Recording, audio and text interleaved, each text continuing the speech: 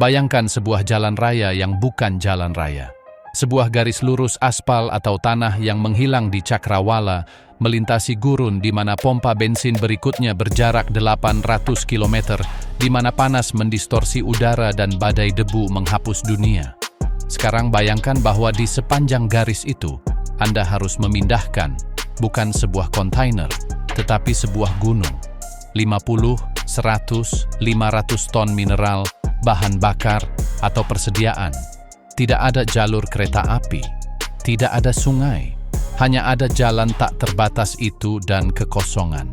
Ini bukan hipotesis rekayasa, ini adalah kenyataan sehari-hari Australia.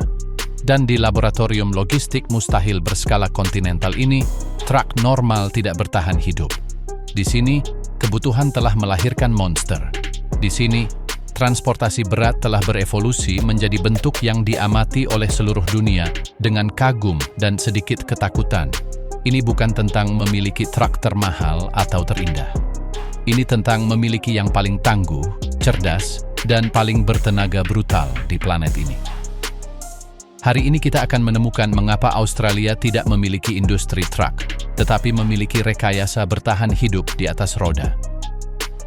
Kemajuan teknologi tidak selalu lahir di laboratorium bersih Silicon Valley atau di pusat penelitian dan pengembangan Jerman. Terkadang, ia lahir dalam debu di bawah terik matahari yang melelehkan aspal dengan tekanan ekonomi yang bergantung pada pergerakan yang tidak bergerak. Australia adalah laboratorium itu, sebuah benua pulau yang berfungsi sebagai uji stres berskala planet untuk rekayasa transportasi. Untuk memahami mengapa truk-truknya menjadi legenda, kita harus terlebih dahulu memahami masalah yang terpaksa mereka pecahkan. Sebuah masalah dengan dimensi yang begitu luar biasa, sehingga satu-satunya jawaban yang mungkin adalah menciptakan mesin yang menentang logika konvensional. Bab ini melacak peta kebutuhan itu, mengungkapkan bagaimana geografi, ekonomi, dan keputusasaan logistik murni membentuk prinsip pertama truk Australia. Jika tidak bisa besar, kuat, dan efisien, maka tidak akan menjadi apa-apa. Gurun, jarak, dan tambang. 3 kutukan yang merupakan berkah. Amati peta Australia. Anda akan melihat selembar tipis hijau dan berpenduduk yang menempel di pantai timur, selatan, dan barat daya. Dan kemudian, di tengah dan barat, sebuah bercak besar berwarna oker dan coklat, Outback. Ini bukan gurun biasa, ini adalah suksesi gurun, Gibson, Great Victoria, Simpson, yang menempati sebagian besar benua. Kekosongan ini bagaimanapun tidak kosong. Ia penuh dengan kekayaan. Di bawah tanah merah itu terletak beberapa deposit mineral terbesar di planet ini. Tambang besi kolosal Pilbara, ladang emas Kalgoorlie, cadangan litium, nikel, tembaga, dan batu bara yang memberi makan ekonomi global. Disinilah muncul variabel pertama dari persamaan yang mustahil, jarak. Ambil contoh konkret. Tambang besi Newman ke pelabuhan Port Hedland di wilayah Pilbara. Itu adalah 400 km dalam garis lurus melalui oven. Bagi armada Eropa, 400 km adalah perjalanan 1 hari.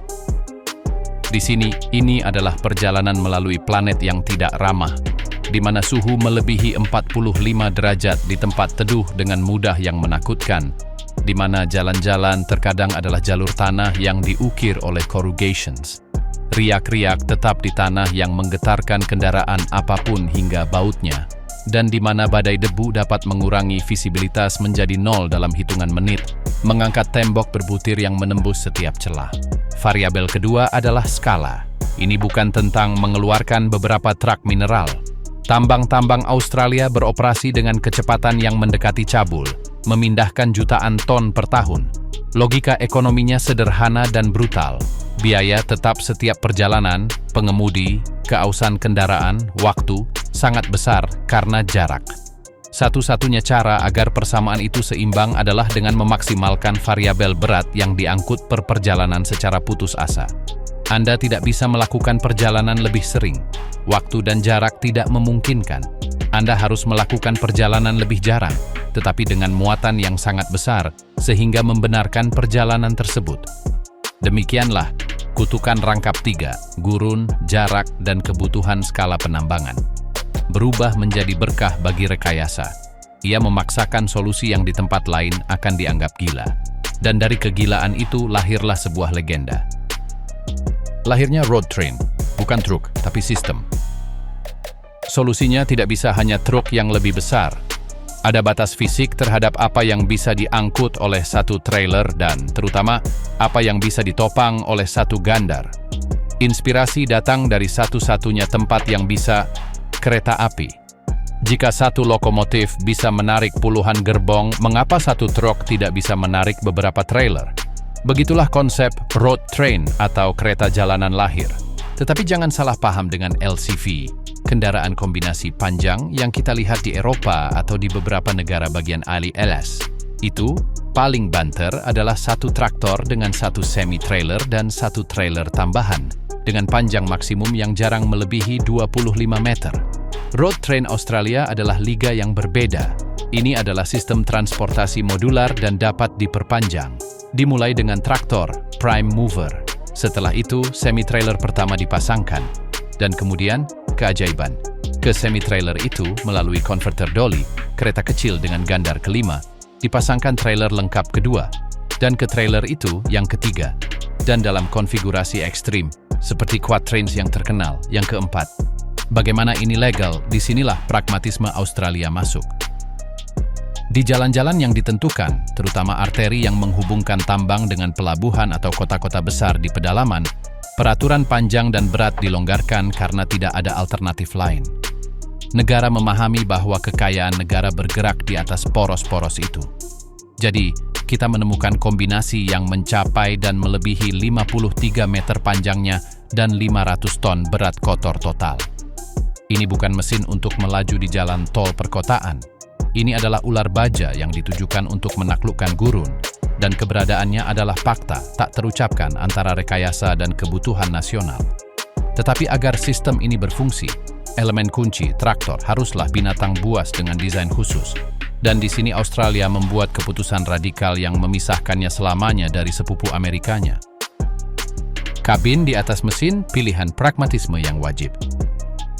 Sementara di Amerika Utara truk klasik dengan kap panjangnya, long nose, dan sikap koboi mekanisnya adalah simbol budaya. Di Australia, kabin di atas mesin, COE, cab over engine, merajalela. Model seperti Kenworth K100, K200, atau K220 bukanlah sesuatu yang langka. Itu adalah norma. Dan alasannya bukan estetika, tetapi murni aritmetika dan fisika medan. Alasan pertama adalah hukum panjang total. Di banyak rute dan peraturan ada batas maksimum untuk kombinasi lengkap. Dalam persamaan itu, setiap sentimeter yang ditempati kabin adalah sentimeter yang tidak ditempati trailer. Kabin COE dengan menempatkan pengemudi di atas mesin secara drastis memperpendek panjang traktor. Dibandingkan dengan long nose Amerika, COE dapat menghemat hingga 2 meter berharga ruang untuk muatan. Dalam perjalanan 1000 km mengangkut mineral curah, 2 meter itu diterjemahkan menjadi puluhan ton pendapatan ekstra. Ekonomi yang berkuasa. Alasan kedua lebih halus dan lahir dari medan itu sendiri. Geometri bertahan hidup. Jalan-jalan di Outback bukanlah aspal yang mulus. Itu adalah jalur tanah, kerikil, dan batu. Seringkali ditandai oleh corrugations yang dalam dan jebakan tiba-tiba. Traktor dengan sasis panjang dari long nose memiliki sudut keberangkatan yang lebih buruk, sudut yang terbentuk antara tanah dan bagian belakang sasis. Saat menanjak curam atau keluar dari dasar sungai kering, sasis panjang bisa nyangkut, high centering, meninggalkan bagian tengah kendaraan bertumpu pada puncak medan sementara roda depan dan belakang tergelincir di udara. Ini adalah situasi yang dahsyat di tengah antah berantah. COE dengan sasisnya yang lebih pendek dan kompak memiliki sudut keberangkatan yang jauh lebih menguntungkan, memungkinkannya mengatasi rintangan yang akan menjebak truk berdesain konvensional. Ini adalah pilihan yang didikte oleh gurun.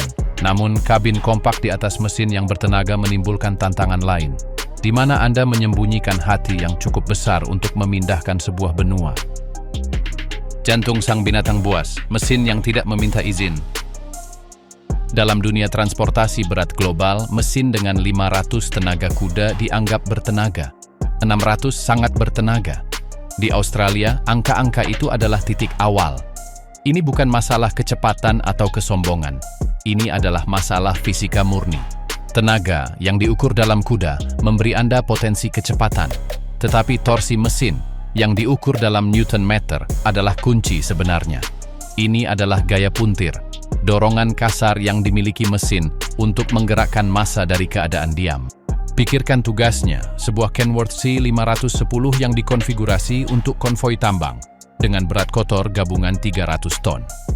Menggerakkan massa itu atau mempertahankannya menanjak dengan kemiringan 3% yang landai pada 80 km per jam membutuhkan torsi yang luar biasa. Disinilah raja-raja Outback masuk. Cummins X15 adalah yang biasa, sering dikonfigurasi untuk menghasilkan 600 tenaga kuda dan 2.800 Nm torsi yang luar biasa.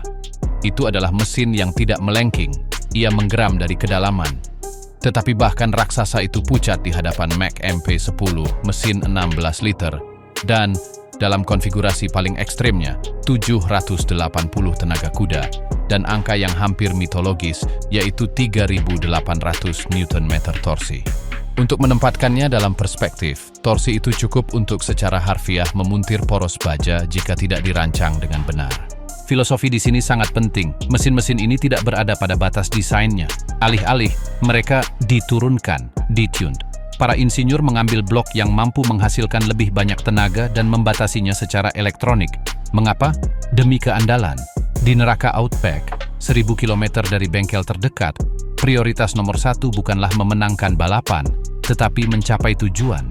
Mesin yang bekerja pada 80% dari kapasitas maksimumnya akan jauh lebih dingin, akan mengalami lebih sedikit tekanan termal, dan akan bertahan ratusan ribu kilometer lebih lama daripada yang bekerja pada batasnya. Misinya bukan untuk menjadi yang paling bertenaga di atas kertas. Itu adalah untuk menjadi yang terakhir gagal. Pendekatan ini pada spesifikasi yang tepat dan kekokohan yang ekstrim tidak terbatas pada mesin. Ini mendefinisikan seluruh industri di sekitar mesin-mesin ini. Di luar baja, budaya produsen khusus. Ekosistem transportasi berat Australia tidak hanya dipahami dengan Kenworth dan Mack. Ini adalah dunia produsen khusus dan pembuat bodi yang mengambil sasis dasar, sebuah platform tenaga dan ketahanan dan mengubahnya menjadi alat bedah untuk pekerjaan tertentu. Di sini, truk tidak dibeli dari katalog. Itu ditentukan dari awal. Perusahaan seperti Quatrain atau Beast Industries adalah contoh sempurna. Mereka bukan sekadar operator logistik, mereka adalah rekayasa solusi. Seorang pelanggan, misalnya mega tambang di pedalaman, datang dengan masalah. Saya perlu mengangkut 158.000 liter solar dari kilang pantai ke kamp kami, yang berjarak 1.200 km melalui jalan tanah. Truk tangki normal tidak akan berfungsi. Jarak menuntut jumlah yang luar biasa, dan jalan menuntut ketahanan. Solusi dari Quatrain adalah Quatrain, satu traktor Kenworth T909 yang menyeret tidak hanya 1 tetapi 4 tangki berturut-turut, membentuk kereta jalanan sepanjang 56,5 meter. 1 kali perjalanan, 1 misi. Ini bukan produk standar, ini adalah jawaban rekayasa yang lahir dari dialog langsung antara produsen khusus dan kebutuhan brutal pelanggan. Proses spesifikasi ekstrem ini adalah norma. Sasis dipilih sesuai tugas, K200 untuk transportasi curah umum, C510 untuk konvoi penambangan berat, Titan untuk beban paling ekstrem. Kemudian, konfigurasi gandar ditentukan, 6x4, 8x6, 10x6. Jenis suspensi, kapasitas tangki bahan bakar tambahan, penting untuk rute 1000 km tanpa stasiun. Sistem penyaringan udara multitahap untuk debu, jenis kopling untuk trailer, bahan konstruksi, aluminium untuk mengurangi berat, baja tahan karat untuk bahan kimia. Di Australia, truk adalah awal percakapan, bukan akhir. Ini adalah kanvas kosong di mana solusi untuk masalah logistik yang unik dilukis. Tetapi menyatukan tenaga kasar dan trailer raksasa hanyalah langkah pertama. Tantangan sebenarnya adalah membuat raksasa-raksasa ini tidak hanya bergerak, tetapi dapat dikendalikan, dihentikan, dan tetap hidup di lingkungan yang didedikasikan untuk menghancurkan mesin. Karena apa gunanya raksasa 500 ton jika Anda tidak bisa mengeremnya di turunan, jika ia pecah berkeping-keping di jalan berbatu, atau jika mesinnya mendidih hingga meleleh di bawah terik matahari. Teknik Australia yang sebenarnya bukanlah menciptakan monster, tetapi menjinakkannya. Memberi gerakan pada 500 ton baja dan mineral adalah tindakan keyakinan pada kekuatan mentah. Namun kejeniusan sejati teknik Australia tidak ditunjukkan dengan menggerakkan monster, melainkan dengan menjinakkannya. Karena di padang pasir, hukum fisika tidak diterapkan dengan lembut, ia diterapkan dengan keganasan sebuah vonis. Menghentikan massa yang setara dengan bangunan kecil yang bergerak dengan kecepatan mobil bukanlah sebuah fungsi, itu adalah peristiwa geologis. Memandu ular sepanjang 50 meter melalui jalan yang terlihat seperti permukaan bulan bukanlah mengemudi. Itu adalah koreografi bertahan hidup. Bab ini menyelami seluk-beluk solusi-solusi tersebut ke dalam sistem yang mengubah kemustahilan fisik menjadi rutinitas sehari-hari. Ini adalah kisah bagaimana Australia tidak hanya membangun truk terbesar, tetapi juga menemukan teknologi untuk membuatnya patuh. Mengerem inersia ketika rem jake tidak cukup. Bayangkan energinya. Sebuah kereta jalan 450 ton yang melaju 90 km per jam tidak bergerak. Ia melaju dengan inersia asteroid kecil. Energi kinetik yang tersimpan dalam gerakan itu memiliki besaran yang di luar intuisi. Jika rem konvensional truk standar mencoba menghentikannya, mereka akan menguap menjadi awan asap dan logam cair dalam 100 meter pertama. Oleh karena itu, sistem pengereman Australia adalah contoh redundansi dan desain berlebihan yang apokaliptik. Pertama, ada pengereman mesin, tetapi dibawa ke ekspresi maksimalnya. Rem jake yang kuat, rem kompresi, pada mesin utama hanyalah aktor pertama. Seringkali dikombinasikan dengan retarder hidrodinamik independen yang digabungkan ke transmisi. Yang terakhir ini tidak menggunakan mesin. Ini adalah sistem yang mengubah gerakan menjadi panas dengan memutar rotor di dalam ruang berisi oli, menghasilkan gaya pengereman yang besar, halus, dan tidak mengikis rem gesek. Dalam turunan panjang di Outback, pengemudi mengaktifkan kombinasi ini, jake plus retarder hidro, untuk menahan kecepatan secara konstan, menyimpan rem servis untuk hal yang tidak terduga. Namun rem servis juga tidak normal. Tromol dan cakram adalah yang terbesar dan paling tebal yang diproduksi di dunia. Bantalan dan kampas rem terbuat dari senyawa yang tahan suhu yang akan melelehkan rem truk biasa. Tekanan sistem pneumatik dipantau dengan obsesi religius, karena di sini tidak hanya roda traktor yang harus direm, tetapi juga roda 3 atau 4 trailer berturut-turut. Sistem udara harus sangat kuat dan responsif instan untuk mengirim sinyal pengereman sepanjang lebih dari 50 meter selang, memastikan semua gandar melambat secara sinkron. Penundaan atau kegagalan pada trailer belakang dapat menyebabkan ia mendorong trailer depan dalam reaksi berantai yang dahsyat, melipat kereta seperti akordeon. Keandalan bukanlah sebuah fitur, itu adalah pilar di mana keamanan seluruh operasi berdiri. Dan keamanan bergantung pada lebih dari sekadar rem. Ia bergantung pada stabilitas dengan cara yang menentang geometri dasar. Tarian Trailer berganda, semi dog trailer. Menggandengkan semi-trailer ke traktor adalah sains. Menggandengkan 3 atau 4 trailer satu sama lain adalah bentuk seni gelap, koreografi kopling, dan titik putar yang harus menghormati fisika agar tidak terjadi bencana. Kuncinya terletak pada elemen penghubung, converter dollies, dan dog trailers. Sebuah converter dolly adalah kereta kecil dengan sumbu kelima, roda putar, dan kingpin, baut kopling, di bagian depan. Fungsinya adalah untuk menghubungkan 2 trailer lengkap. Trailer pertama memiliki sumbu belakang yang tetap. Dolly digandengkan ke sana di bagian belakang, dan pada gilirannya, trailer berikutnya digandengkan ke kingpin dolly. Susunan ini memungkinkan trailer kedua berbelok secara independen dari yang pertama. Sebuah dog trailer, trailer anjing, bahkan lebih menarik. Ia memiliki sumbu depan yang dapat diarahkan, seperti mobil, dan drawbar, batang penarik, yang terhubung ke trailer sebelumnya. Desain ini memungkinkan radius putar yang lebih ketat dan perilaku yang lebih stabil, karena roda depan mengikuti jalur secara lebih alami. Sekarang fisika yang menantang, efek crack the whip, cambukan. Di tikungan, trailer terakhir dari kereta panjang cenderung memotong tikungan, berbelok lebih tajam dari yang diharapkan pengemudi. Ini seperti ujung cambuk yang bergerak lebih cepat daripada tangan yang memegangnya. Jika tidak dikendalikan, trailer terakhir dapat keluar dari jalan, terbalik, atau menabrak trailer di depannya. Insinyur Australia melawan ini dengan 3 senjata.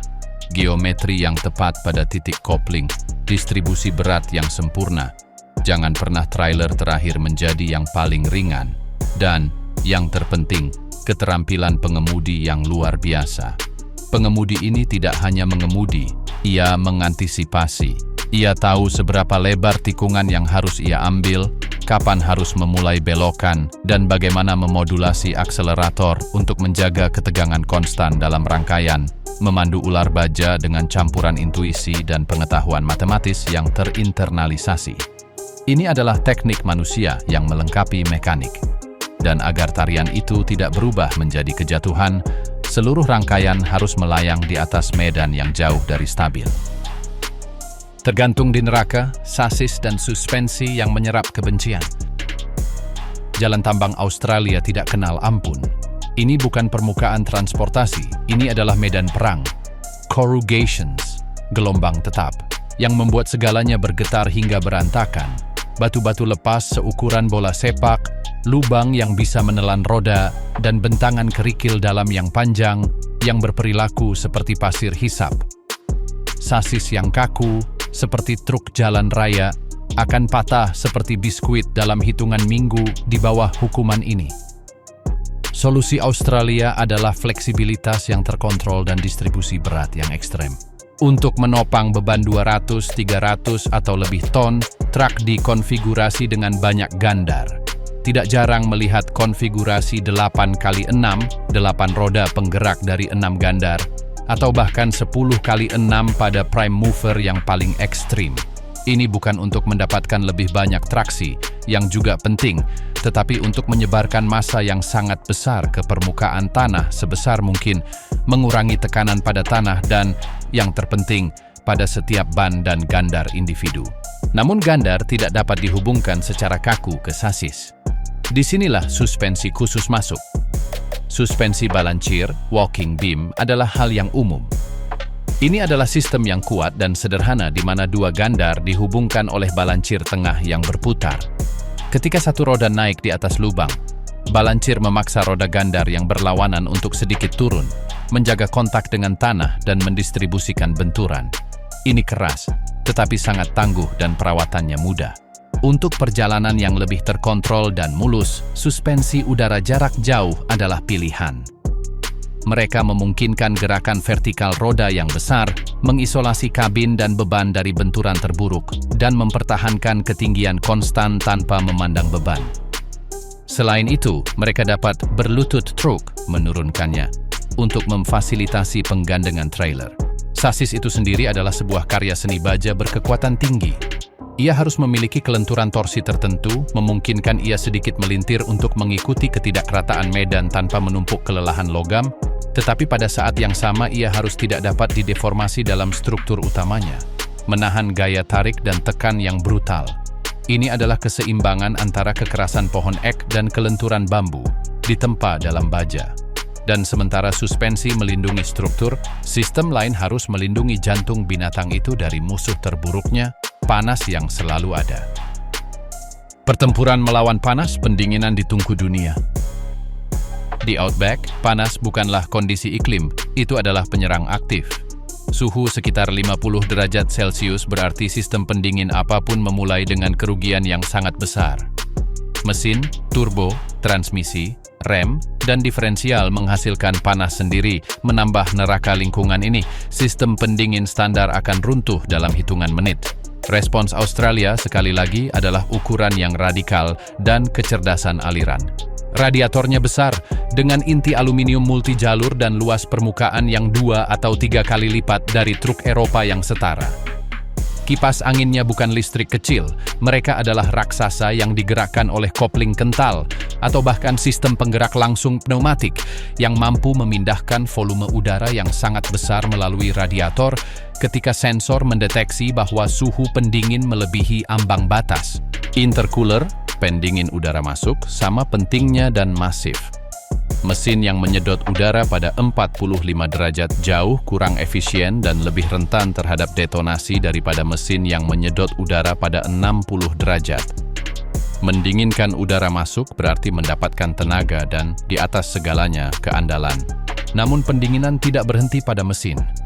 Transmisi dan gandar memiliki pendingin oli sendiri, seringkali dipasang secara seri dengan radiator utama. Setelah turunan panjang menggunakan retarder, rem bisa menjadi sangat panas. Oleh karena itu, beberapa sistem kelas atas menyertakan saluran udara yang diarahkan ke cakram atau tromol untuk mempercepat pendinginannya. Manajemen termal menjadi prioritas nomor 1 pengemudi. Melihat indikator suhu cairan pendingin, oli mesin, dan oli transmisi adalah ritual yang konstan. Dalam konteks ini, bahkan keputusan gigi mana yang akan digunakan menjadi pilihan termodinamika yang membawa kita ke otak yang mengelola semua energi ini. Transmisi. Transmisi, kotak persneling yang tahu segalanya. Dengan mesin yang menghasilkan 3.800 Nm torsi, transmisi biasa akan hancur pada pergantian gigi pertama. Transmisi pada truk Australia harus menjadi benteng kekuatan dan, pada saat yang sama, instrumen kontrol yang tepat. Di sini ada dua filosofi, keduanya berlaku untuk berbagai jenis pengemudi dan misi. Di satu sisi ada transmisi manual 18 kecepatan, biasanya model Eaton Fuller. Bagi pengemudi puritan dan ahli, gearbox ini adalah perpanjangan tubuhnya. Di medan yang sulit, mendaki tanjakan berat atau menurun dengan retarder, kontrol manual memungkinkan dia untuk merasakan truk, memilih rasio gigi yang tepat untuk menjaga putaran mesin pada titik torsi optimal, dan mencegah kepanasan berlebih. Ini adalah instrumen pamungkas bagi mereka yang menguasai seni, tetapi membutuhkan keahlian tertinggi. Di sisi lain, dengan cepat meraih posisi adalah transmisi otomatis generasi terbaru, seperti mDrive dari Mack atau PowerShift dari Volvo. Ini bukan sekadar konverter torsi, ini adalah otak elektronik yang mengelola sistem penggerak.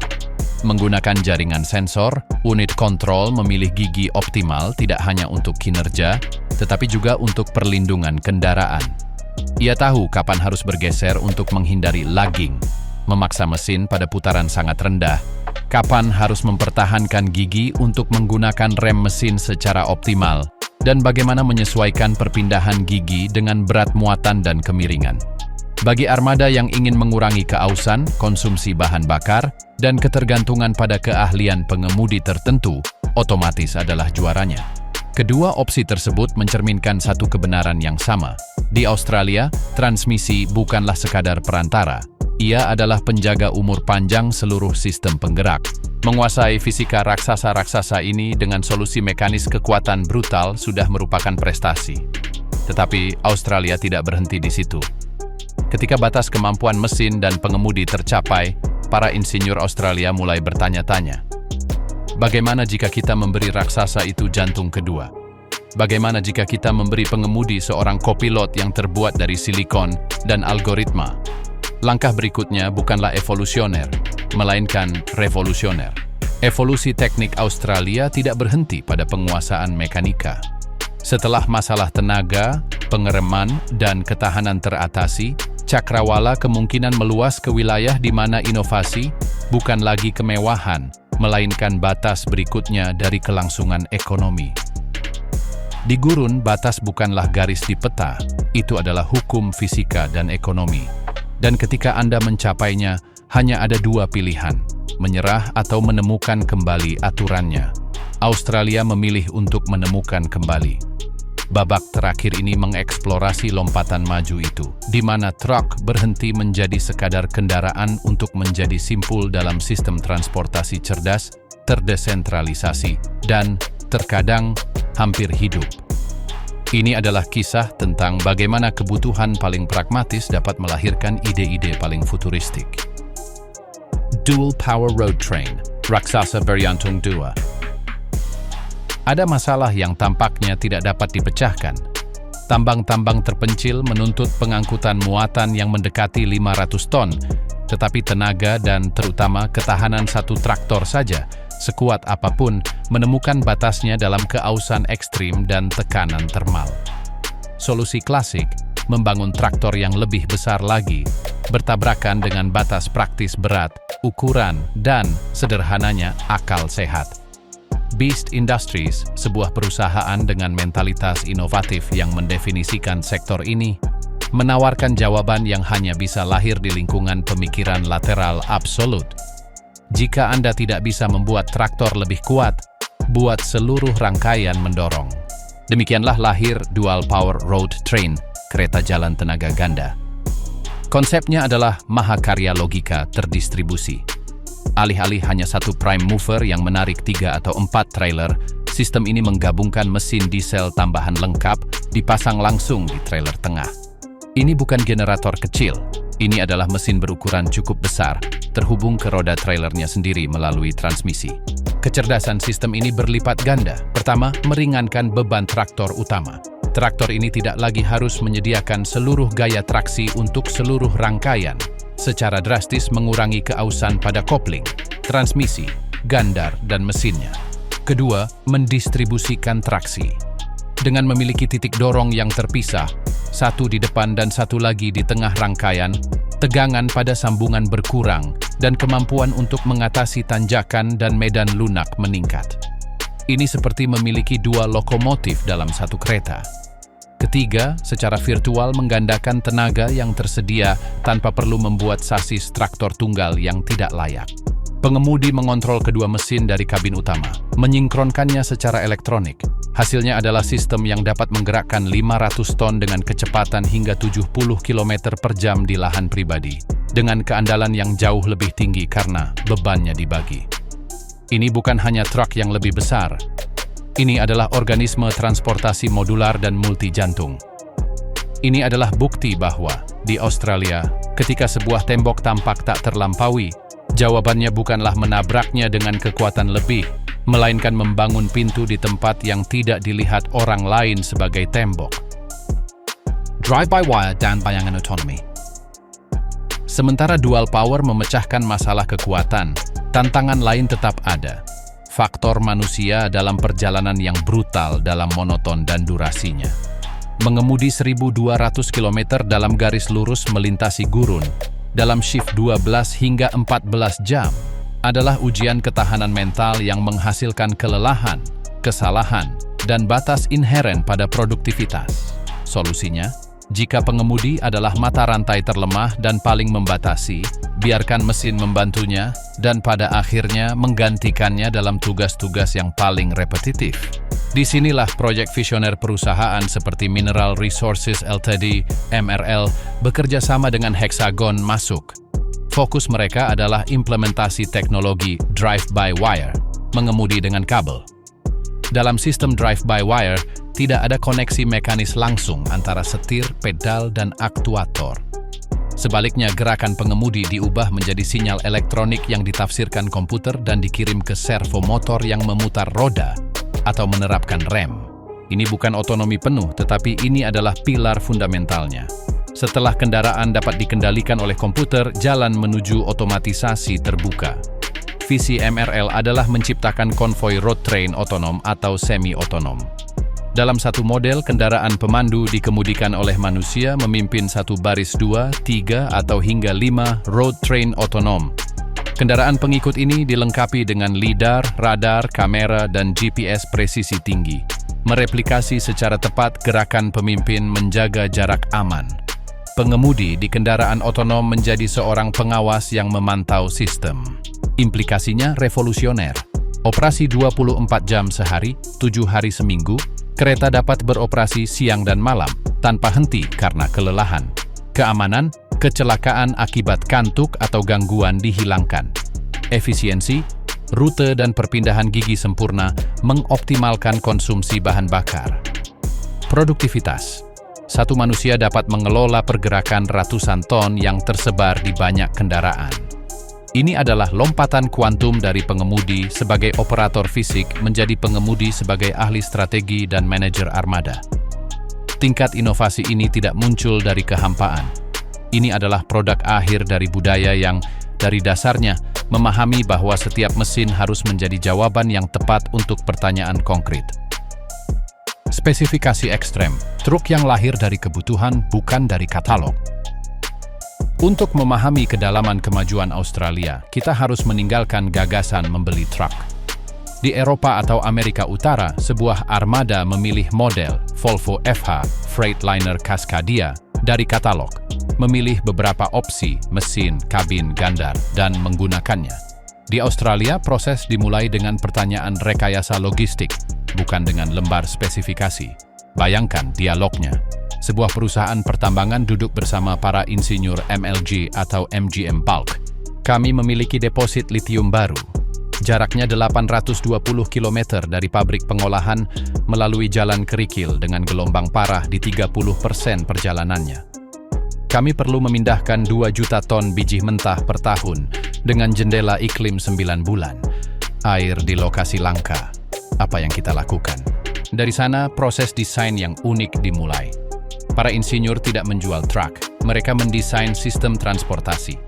Pertama, mereka memodelkan rute, kemiringan, kelengkungan, jenis permukaan. Mereka menghitung hambatan gelinding dan total berat yang dibutuhkan per perjalanan untuk mencapai target tahunan. Kemudian mereka menentukan platform, Kenworth K200 untuk keandalan yang terbukti, C5-10 untuk ketahanan ekstrim, Mac Titan untuk tenaga pamungkas, konfigurasi gandar, 8x6 untuk traksi dan distribusi berat yang lebih baik, 10x6 untuk beban terberat, sistem propulsi, mesin dan transmisi spesifik, bukan standar, transmisi manual Eaton 18 kecepatan untuk kontrol total, atau otomatis M-Drive untuk produktivitas dan pengurangan keausan, kapasitas bahan bakar, tangki utama dan tambahan yang menjumlahkan jangkauan lebih dari 2.000 km, karena tidak ada tempat untuk mengisi ulang.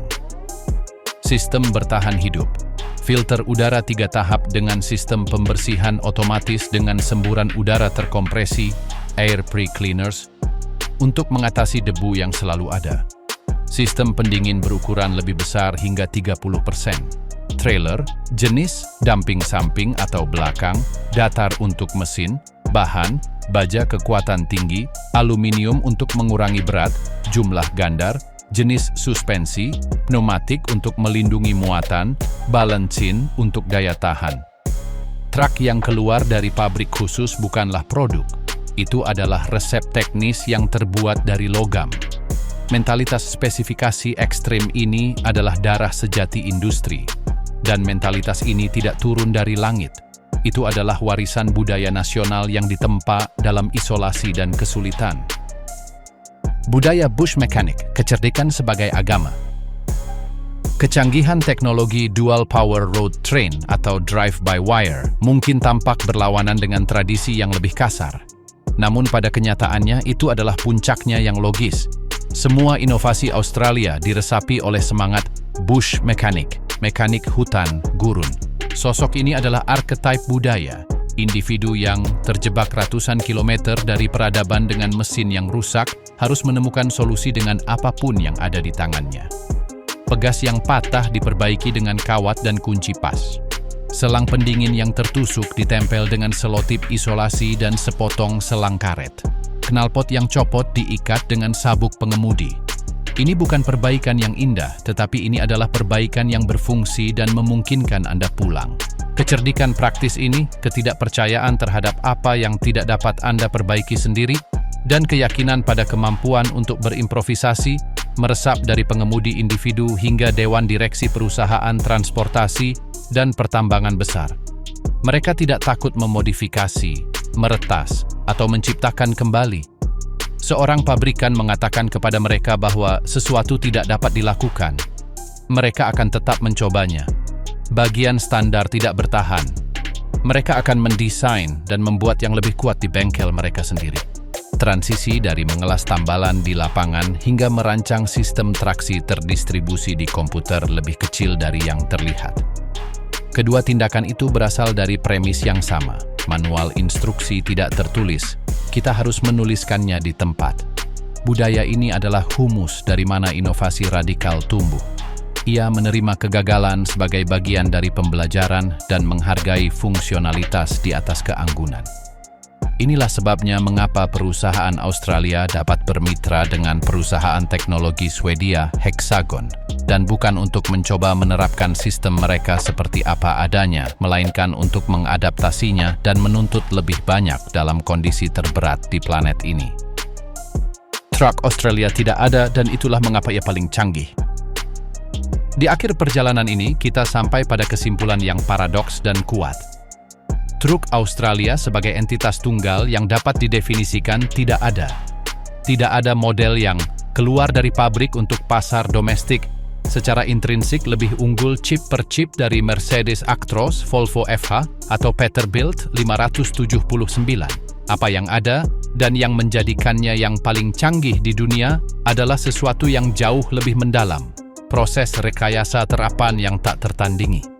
Ini adalah simbiosis sempurna dan dipaksakan oleh keadaan antara geografi yang kejam, yang bertindak sebagai tempat uji coba paling menuntut di dunia, industri skala planet, pertambangan yang menuntut solusi pada tingkat tonase dan keandalan yang hampir tidak ada di tempat lain, pragmatisme regulasi, undang-undang yang di rute yang ditentukan, memahami bahwa batas ditetapkan oleh rekayasa, bukan birokrasi.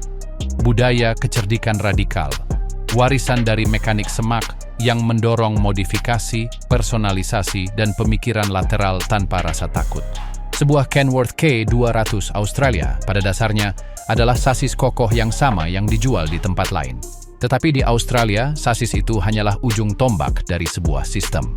Ini adalah platform tempat solusi untuk masalah logistik yang unik dibangun. Di sekitarnya telah diciptakan ekosistem lengkap dari pabrikan khusus, bengkel bodi, insinyur armada, dan pengemudi insinyur yang tidak mengoperasikan kendaraan, melainkan mengelola acara transportasi. Kemajuan tidak terletak pada sensor laser atau perangkat lunak mengemudi otonom yang diambil dari rak.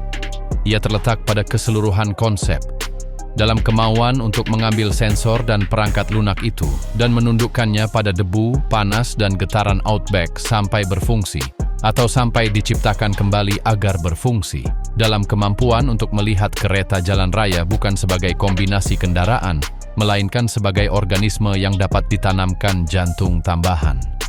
Dalam memahami bahwa keandalan bukanlah statistik, melainkan jarak, diukur dalam kilometer yang tak kenal ampun, antara tambang besi dan pelabuhan yang memberi makan dunia.